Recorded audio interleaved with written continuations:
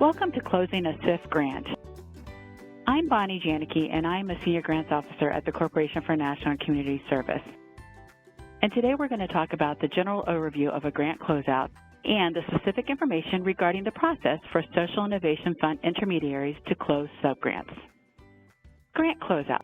Grant closeout is the process by which the federal awarding agency or pass-through entity determines that all applicable administrative actions and all required work of the federal award have been completed. Further closeout information can be found in 2 CFR 200.343. So basically what that means is that the rules around closing a grant can be found in the Code of Federal Regs under 200.343. Please note that all grant closeouts must be completed to the federal awarding agency, here, Corporation, within 90 days of the end of the project period. Subgrants may have additional periods that they must submit their documentation. If you feel that you still need more time to complete your program, you should seek a no-cost extension from your grants officer in the Office of Grants Management so that the activities would not extend beyond the project period end date. Grantee closeout responsibilities. So the responsibility of the intermediary includes pay any outstanding obligations, close out subgrants, which we will talk about further, submit closeout documents as necessary, enter the federal financial report, return any unobligated funds, and then ensure all final amounts are equal. Those we're talking about are the FFR and E-grants, the FFR in the payment management system, and the drawdown in the payment management system. And I cannot stress the importance of saying equal. These have to be equal to the penny. Now let's get more specific. What's the process for subgrantee closeout? Well, this includes the intermediary making sure that they've developed a process for closing out the subgrants to include the following things: a verification that the program and financial requirements have been completed, a reconciliation of funds that have been expended and all of the payments, and to make sure that the match has been met and that equipment and supplies have been accounted for if necessary. Establishing a written policy.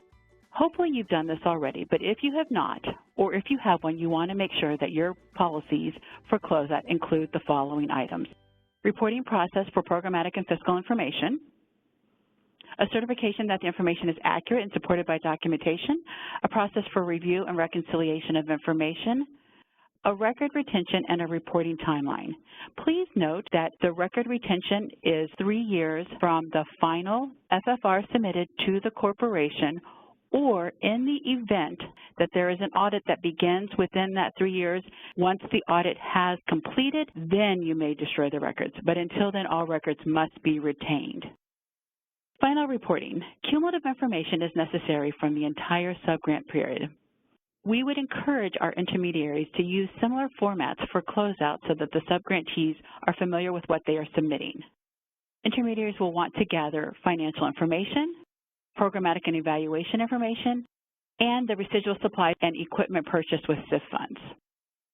Preparing final financial reports. When preparing your final financial reports, make sure that you account for total funds awarded, both the federal funds and the match.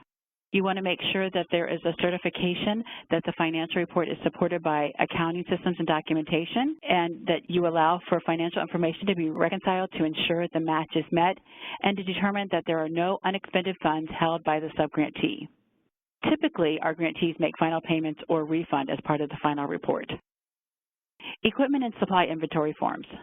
Subgrantees need to notify the intermediary if they have individual equipment with a current market value of $5,000 or more and purchased with SIF federal funds. When the subgrantee alerts the intermediary needs to reach out to the corporation for instructions on how to handle this equipment.